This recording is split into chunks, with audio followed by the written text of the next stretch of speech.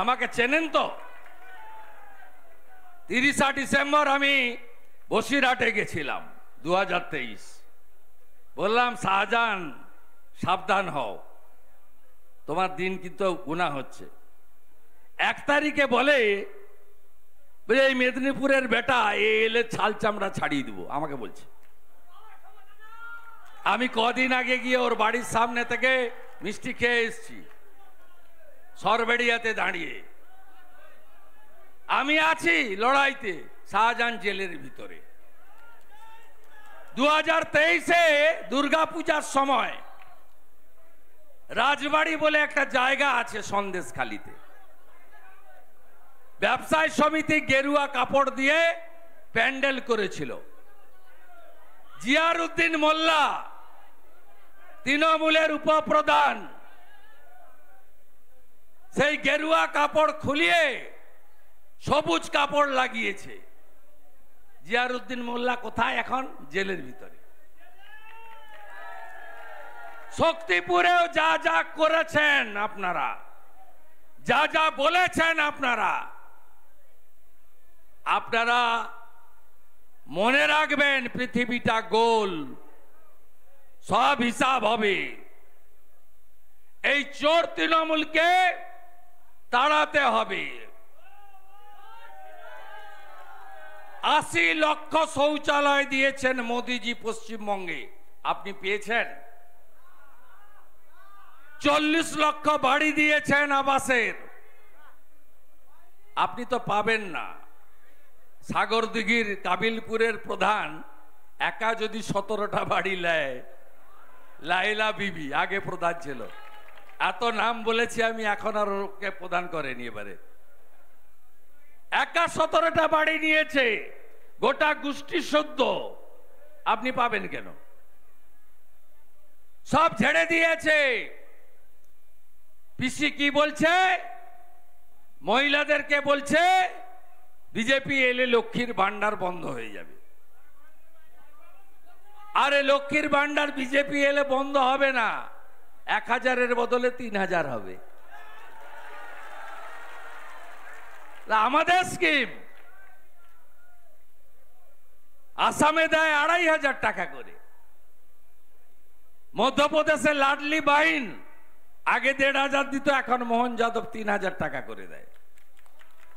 BJP এলে 450 টাকার gas পাবেন, ভজনলাল শর্মা দিচ্ছে রাজস্থানে। আমরা কখনো বলি না পশ্চিমবঙ্গে 50 লক্ষ লোক প্রধানমন্ত্রী পিএম কিষাণ সম্মান নিধি পান, গোটা দেশে 12 কোটি। পরশুদিন অ্যাকাউন্টে ঢুকেছে কিস্তির টাকা। আমরা বলেছি যে ধনঞ্জয় ঘোষকে ভোট না দিলে তোমার পিএম কিষাণ বন্ধ করে দেব।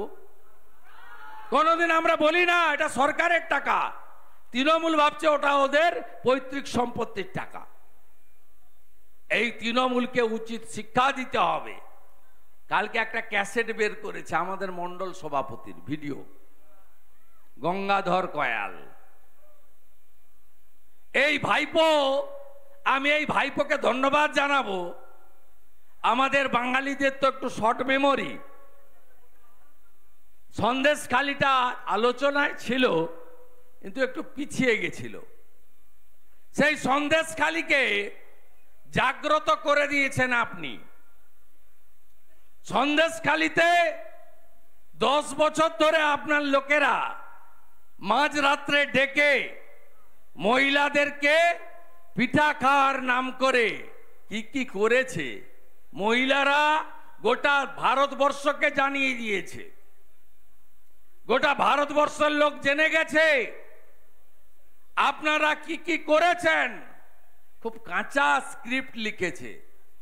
তমাল সাহা বলে একজন পোর্টাল চালায়, সরাসরি মমতা ব্যানার্জির সঙ্গে যুক্ত। আগে টাইমস নাওতে কাজ করত, পরে একটা পোর্টাল খুললো। পোর্টালের উদ্বোধন কোথায় হয়েছে শুনবেন?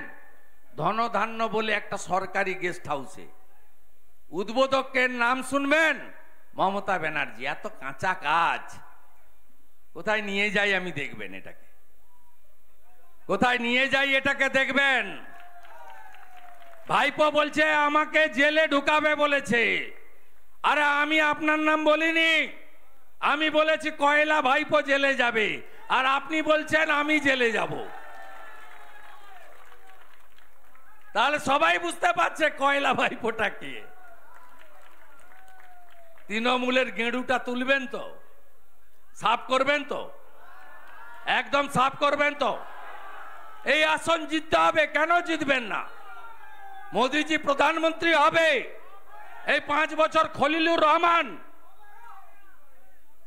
একদিন একটা প্রশ্ন করেছে পার্লামেন্টে? নো।